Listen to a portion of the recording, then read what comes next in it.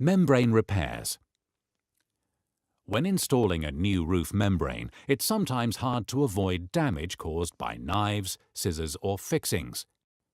Thankfully, these problems can easily be rectified, as due to the high polymer content of TPE membranes, puncture holes are easily repaired. By demonstrating this unique feature on a larger incision, you can see that after 3 or 4 passes of the hot air gun, the repair is highly effective throughout the membrane and not just on the surface, and therefore the resulting repair is as strong as the membrane itself.